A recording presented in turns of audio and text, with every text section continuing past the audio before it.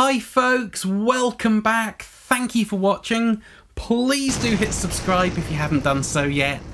It really does help when you do that. So I hope you enjoyed that little intro jam, folks. I don't usually do those on pedal demos, but I've been recovering from COVID this last week or so, so I've had a little bit of free time on my hands. So let me know in the comments what you thought of that. Anyway, today I've got a brand new Overdrive and Preamp pedal to show you, and you heard it on all of the guitars and the bass in that intro. Now, a year or two ago, I showed you this, the Tubesteader Beekeeper. Now, Tubesteader at the time were a brand new company run by a very nice chap called Olly, and this was the only pedal he made. This is basically his take on the Dumble Overdrive Special Preamp Overdrive type thing. He then released the Lightkeeper that was just the clean side of the Beekeeper on its own. And he's now tried something completely different, and it's right up my street. This here is the brand new Sunkeeper. Now, as the colour would suggest, this is Olly's take on an orange style preamp and overdrive. So this pedal here is a bit of me. Now, it's based on the preamp circuitry of the Orange Rockerverb. So you get two channels, clean and overdrive. The clean channel, to me, it almost has a sort of voxy type quality to it. Scoops out a little bit of the mid-range and has a really sort of glassy bell-like chime in the top end. So it's great for those kind of clean arpeggiated guitar parts. And it also has a huge amount of level on it, so you can use it to push the front end of your amp into overdrive should you want to. Now, the overdrive side of this pedal is an absolute monster. It has a huge amount of gain on tap, by my standards anyway, 3-band EQ and a master volume. So you can dial in some absolutely terrifying tones. And it just makes me want to play metal riffs. So I apologise in advance if there's some bad metal in the demo today, full of all the pinched harmonics that I cannot stop playing through this side of the pedal. Now, as I said, this is kind of a dual purpose pedal. You can use it as a standard overdrive, but also as a preamp. And the key to accessing those two different sounds is a little switch on the side here underneath the output jack. Now, with it down, it's in kind of front of guitar amp friendly mode. It gives you less level and rolls off a little bit of top end. But with it up, it gives you more level and more brightness to act as a preamp. So today I'm going to demo both of those things and split this demo into two parts. So in part one, I'm just going to plug my guitar into the Sunkeeper, put it straight into the front end of my JTM 45 clone, crank it up and see what tones it's capable of running as a normal overdrive pedal. It also loves to be boosted, so I'm going to use the clean side of the Beekeeper for a little bit of extra gain, which might get a little bit feedbacky. But then in the second half of the video, we're going to take a look at running it as a preamp. Now, there's a few different ways you can do that. The most common way is plugging it into the effects loop return on your amp. So you bypass your amp's preamp and give it an orange preamp instead. But the more kind of modern day way of using, especially tube preamp pedals, is with impulse responses, either an IR pedal or software in a computer. So in part two of the video, we're going to have a little bit of fun. What I'm going to do is set up my Orange Retro 50 head, which is a very different circuit to the Rockerverb, granted, put it into a cab and mic the cab up in my usual way.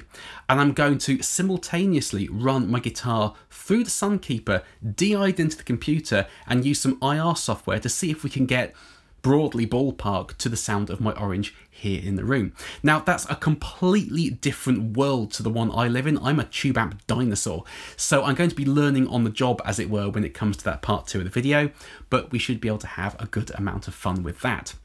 But first and foremost, let's run this into the front end of an amp as a normal overdrive and see how it behaves. So without further ado, guys, here we go.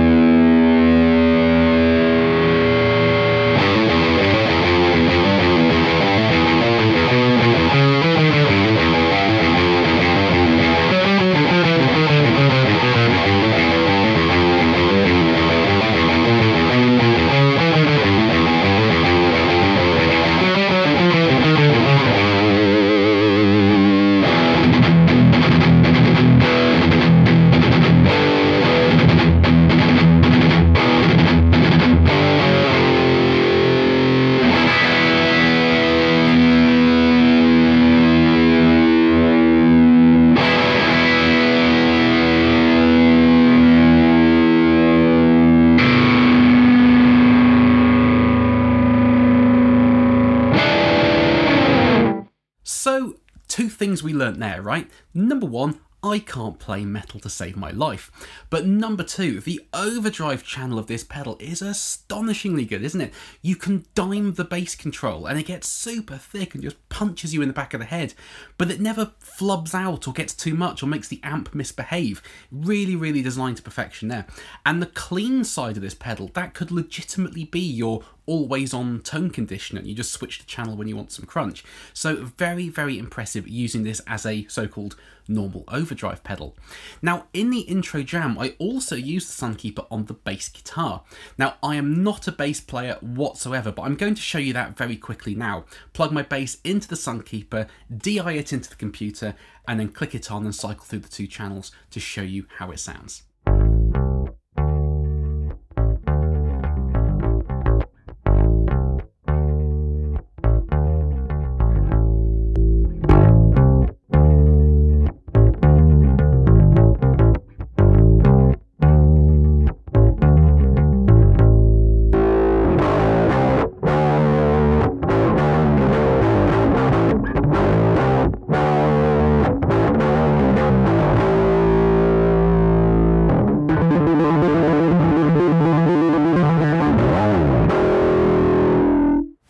Awful Billy Sheehan impression at the end there. Sorry about that. I told you I can't play bass. But that's the sort of sound that it put me in mind of. Now, you might want to run that sort of tone into like a tube power amp, like an MkI SVT, for example, to really fatten out that low end, or at least EQ it within your DAW or on your console. But it's very, very usable as a tube overdrive. And the clean channel as well, it just adds that harmonic richness and complexity in a very sort of nice, pleasing way. So you can definitely use the Sunkeeper on bass. It works great. Right, part two of the video then. This is me getting catapulted way out of my comfort zone. Now you'll see that an orange Retro 50 head has appeared over my shoulder there on top of a Zilla cabinet. Now, when it came time to choose the IR software to buy to make this video with, because as I said, I've never even dipped a toe into this world before now, I was looking around and it turns out that a company called Get Good Drums, strangely, makes some IR software modelling Zilla guitar cabinets. Now, I know Zilla cabs, I have Zilla cabs, I know I like Zilla cabs, so that's the software I've gone for. Now, it was a little bit frustrating at first because they give you a list of 12 or so speakers they've modelled, and I thought you could put any of the speakers within any of the cabs in the software and kind of model a certain setup or whatever setup you wanted. You can't do that. You have to choose between one or two speakers in each cab model. Now, what I've done is I've got a Zilla Fat Boy over my shoulder there, because within the software you can model a G12H Creamback and a Chinese-made Vintage 30, and it just so happens that I have those two exact speakers here. So I've put them into that Zilla Fat Boy, and I can now dial in that exact same setup, in theory, within the software, and I can match the mics as closely to the mics I have here, at least in terms of type anyway, to kind of replicate that setup as much as I can in the digital domain. So what I've done here is I'm going to split my guitar signal. This looks complicated, it really isn't. My guitar is plugged into a Layla P-Split, which is a high impedance transformer isolated passive splitter. The main output for that is going straight into the front end of the Orange Retro 50, which will be running nice and loud here in the room, recorded with the 3 close mics you see down there. The isolated output is going into the Sunkeeper, which is then going straight into the interface into Pro Tools onto a track that has the IR software on it. So the Sunkeeper is completely separate from the amp, two completely isolated signal lines, but in the post mix we can flip between the 3 close mics on the Retro 50 and the IR software on the Sunkeeper, and just see if we can get them sounding broadly equivalent. Now, as I said in the intro, we're comparing a Rockerverb preamp to an old 70s picks only type circuit. Very, very different things, but the orange sound, to a point, is kind of universal throughout the whole range. There's definitely certain trademarks that exist in all of the amps. So that's what I'm going to try and do now, folks. I'm going to do 3 levels of gain: clean, low gain, and high gain on the Retro 50, which is probably medium gain in the Rockerverb circuit, and just see how they compare. So without further ado, folks, here we go.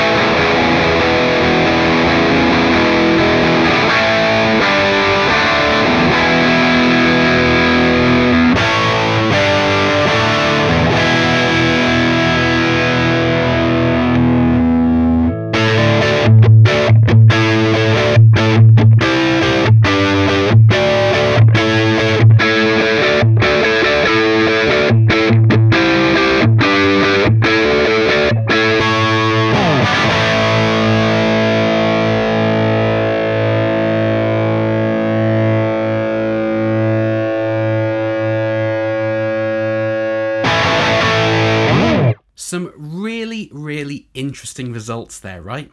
Now, those two speakers are not the speakers I would personally choose to pair with my Orange Retro 50 head. I didn't think the amp was sounding at its best today whatsoever going into those two speakers, and it just reminded me of why I really don't like the Celestion Vintage 30. It's just fizz central to my ears, at least anyway. But the Sunkeeper going into the IR software could get us pretty damn close to how that amp was sounding, couldn't it? And of course we're comparing a Rockerverb preamp circuit to a sort of old picks only type circuit where most of the breakup happens in the power section of the amp. So very different type philosophies there. And of course, we're pretty much reviewing the Orange Retro 50 head, the Zilla Fatboy, that speaker pairing, and the IR software just as much as we're reviewing the Sunkeeper in this part of the video. The whole thing's a system and everything is a variable. But if you're someone who likes that cranked Orange Rockerverb sound and you don't want to run a 100-watt stack, or you can't crank it up, or it's too expensive, the Sunkeeper into some IR software can get you 90% of the way there, if not more. It's definitely equivalent in terms of quality. And I could absolutely see in the comments section people preferring the sound of the Sunkeeper into the IR software over how the amp was sounding into those speakers today. I can imagine that being the case, so please do let me know which you preferred. It'd be really interesting to find out. Because to someone who has literally never used an IR before in their life, I was really impressed at how good this sounded into that software. It did, to me, sound like a recording of a cranked amp, so maybe I'll do more IR stuff in the future. Maybe not. So thank you ever so much for watching, folks. Please do let me know what you think of the Sunkeeper down in the comments section. Would you use a tube pedal like this? Did you like how it sounded? Would you use it as an overdrive pedal or a preamp? I love chatting nerdy guitar stuff with you folks. But for now, thank you ever so much for watching, folks. I hope this video was interesting and useful for you. Please do carry on subscribing. I know I always say it, but it makes a big difference when you hit subscribe. And I will see you very soon. Bye-bye.